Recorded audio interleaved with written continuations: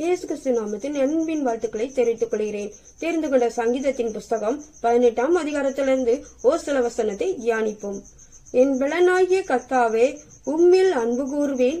கர்த்தர் என் கண்மலையும் என் கோட்டையும் என் இரட்சகரும் என் தேவனும், நான் நம்பியிருக்கிற என் துருகமும் என் கீடகமும் என் இரட்சணிய கொம்பும் என் உயர்ந்த அடைக்கலமாய் இருக்கிறார். கிறிஸ்துக்குள் பிரியமானவர்களே, நம் முழு மனதோடு தேவன் மீது அன்பு கொள்கிறோமா? இங்க பாக்குறோம், என் கல்மழையும் என் கோட்டையும் என் இரட்சகமும் நீரே அப்படின்னு சொல்லி ஏசப்பாவை நம்ம முழு மனதோடு நம்பி இருக்கிறோமா?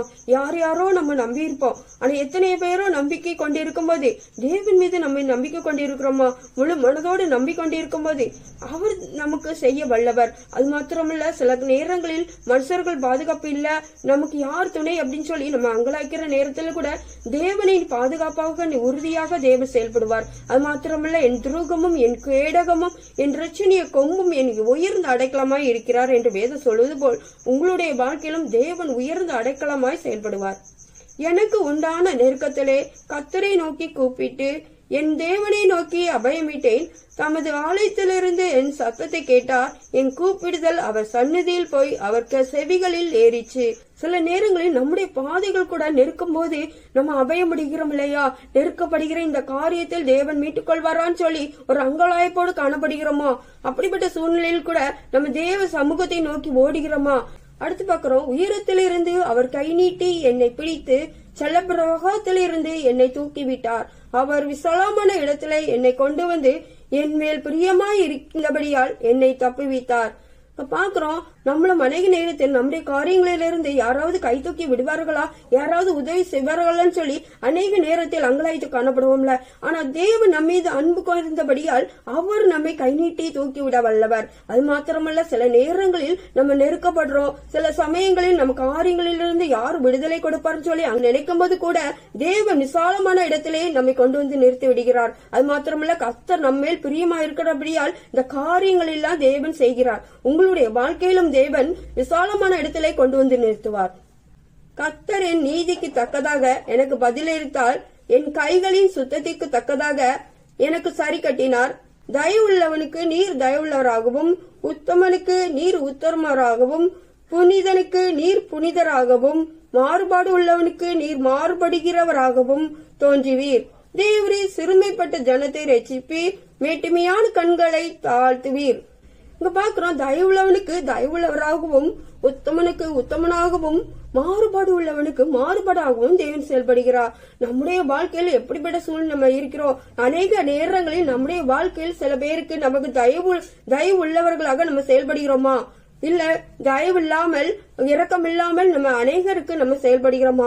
எப்படிப்பட்ட சூழ்நிலை நம்ம இருக்கிறோம்? ஒவ்வொரு சில காரியத்திலும் சின்ன சின்ன காரியத்திலும் கூட பிறருக்கு தயவுள்ளவர்களாய் நம்ம செயல்படணும். அது மாத்திரமல்ல, உத்தமனாகவும் நம்ம செயல்படும் போது தேவன் நமக்கு உத்தமனாக செயல்படுகிறார். அது மாத்திரமல்ல, நம்முடைய வாழ்க்கையில் மாறுபாடாக நம்ம செயல்படும் போது கூட நம்முடைய வாழ்க்கையிலும் தேவன் மாறுபாடான காரியங்களை செய்து விடுவார். அதனால் நம்முடைய வாழ்க்கையில் கவனமாக நம்ம செயல்படணும். அது மாத்திரமல்ல, தேவரை சிறுமைப்பட்ட ஜனத்தை ரசிக்கிற தேவன் மேட்டிமையான கண்களை தாழ்த்துவார். நம்ம என்ன காரியங்களில் நம்ம எங்க உயர்ந்தாலும் சரி தாழ்ந்தாலும் சரி, நம்முடைய காரியங்கள் எண்ணமெல்லாம் மேட்டிமையான எண்ணங்களோடு இல்லாதபடி நம்ம செயல்படணும். எந்த காரியங்களிலும் எந்த ஒரு சில காரியங்களா இருந்தாலும் சரி, பெரிய காரியங்களா இருந்தாலும் சரி, நம்ம மேட்டிமையான கண்களோடு அடுத்தவர்களையும் பார்க்க கூடாது. அடுத்து பாக்குறோம், தேவரீர் என் விளக்கை ஏற்றுவீர், என் தேவனாகிய கர்த்தர் என் இருளை வெளிச்சமாக்குவார். பாக்குறோம், சில நேரங்களில் சில காரியங்கள் கூட நம்முடைய வாழ்க்கையில் பிரச்சனைகள் போராட்டங்கள் இருக்கும்போது, சில தடைகள் இருக்கும்போது கூட இருள் போன்ற சூழ்நிலை தான் காணப்படும். அந்த இருளை தேவன் எப்பொழுது என்னுடைய இருளை மாற்றுவார், என் வெளிச்சத்துக்கு எப்பொழுது கொண்டு வருவான்னு சொல்லி அநேக நேரத்தில் நம்முடைய வாழ்க்கையில் கூட அங்கலாய்த்து காணப்படுவோம் இல்லையா? என் விளக்கை எப்பொழுது ஏற்றுவார்னு சொல்லி தேவனாகி கர்த்தர் என் இருளை வெளிச்சமாக்குவார் என்ற வார்த்தையின்படி உங்களுடைய எந்த பிரச்சனையா இருந்தாலும், எந்த போராட்டங்களா இருந்தாலும், எந்த தடைகளா இருந்தாலும் அந்த தடைகள் எல்லாம் மாற்றி அந்த இருளை எல்லாம் நீக்கி வெளிச்சமாக்குவார். அடுத்து பாக்குறோம், உம்மாலே நான் ஒரு சேனைக்குள் பாய்ந்து போவேன், என் தேவனாலே ஒரு மதிலை தாண்டுவேன். தேவனுடைய வழி உத்தமமானது, கர்த்தருடைய வசனம் புடமிடப்பட்டது. தம்மை நம்புகிற அனைவருக்கும் அவர் கேடகமாய் இருக்கிறார். இங்க பாக்குறோம், நம்முடைய வாழ்க்கையில் தேவனுடைய வசனத்தை எப்படியாக நம்ம உறுதியாய் பிடித்துக் கொள்கிறோம். தேவனுடைய வசனம் உடம்பிடப்பட்டது. அந்த வசனம் உயிர்ப்பிக்க தன்மை உள்ளது. அநேக காரியங்கள் வசனங்கள் மூலமாக தேவனுடைய வல்லமை வெளிப்படுகிறதை நம்ம பார்க்கிறோம். அது மாத்திரமல்ல, அந்த வசனத்தை நம்மை செயல்படும் போது அநேக அற்புதங்களும் அதிசயங்களும் நடக்கிறது. இப்படிப்பட்ட வசனங்களை நம்ம தியானிக்கிறவர்களாய் செயல்படுகிறோமா? ஒவ்வொரு காலங்களிலும் நம்முடைய காலங்களில் வசனத்தை முழு மனதோடு ஏற்றுக்கொண்டு தேவன் நம்மளுக்கு என்னென்ன காரியங்கள் கற்றுக் கொடுத்து இருக்கிறாரோ அந்த காரியத்தின்படி, அந்த கற்பனையின்படி நடக்கும்போது தேவன் அந்த காரியத்திலிருந்து அந்த வசனத்தில் உயிர்ப்பிக்கும் தன்மை காணப்படுகிறது. அடுத்து பார்க்கிறோம், என்னை பலத்தால் இடைக்கட்டி என் வழியை செவ்வாய்ப்படுத்துகிறவர் தேவனே. அவர் என் கால்களை மான்களுடைய கால்களை போலாக்கி என்னுடைய உயர்தலங்களில் என்னை நிறுத்துகிறார். ஒரு சில நேரங்கள் கூட நமக்கு பலன் இல்லாத இருக்கும்போது கூட தேவன் பலத்தால் இடைக்கட்டுகிறவர். அது மாத்திரமல்ல, சில காரியங்களுக்கு நம்ம கரடுமுரடான பாதைகளாக காணப்படும் போது தேவன் அந்த பாதைகள் எல்லாம் செவ்வையாக மாற்றுகிற தேவனாய் உங்கள் மத்தியில் கடந்து வருவார். அது மாத்திரமல்ல, எந்தெந்த காரியத்தை நீங்க ஒப்பு கொடுக்கும் போது காணலான பாதைகளும் கூட செவ்வைப்படுத்துகிற தேவனாய் உங்கள் மத்தியில் கடந்து வருவார். எந்த காரியங்களுக்கு நீங்க ஓட முடியல, அநேக நேரங்களில் செல்ல முடியல, எனக்கு பலவீனமாக காணப்படுகிறதுன்னு சொல்லி நீங்க சிந்தித்துக் கொண்டிருக்கலாம். ஆனா அந்த கால்கள்களெல்லாம் மான் கால்கள் போல் ஆக்குவார். அடுத்து பாக்குறோம், வெண்கல வில்லும் என் புயங்களால் வளையும்படி என் கைகள் யுத்தத்திற்கு பழக்குகிறார். உம்முடைய ரட்சிப்பின் கேடகத்தையும் எனக்கு தந்தீர். உம்முடைய வலது கரம் என்னை தாங்குகிறது.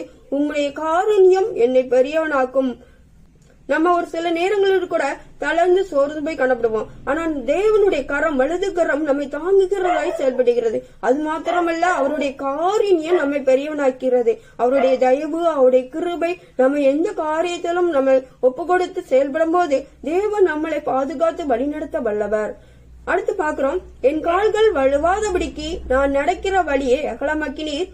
கர்த்தர் ஜீவனுள்ளவர், என் கண்மலையுமானவர் துதிக்கப்படுவாராக. என் ரட்சிப்பின் தேவன் உயர்ந்திருப்பாராக. சில நேரங்களில் நம் நெருக்கமான பாதைகள் நடக்கும்போது கூட நம்முடைய கால்கள் கூட வலிகிறது அல்லவா?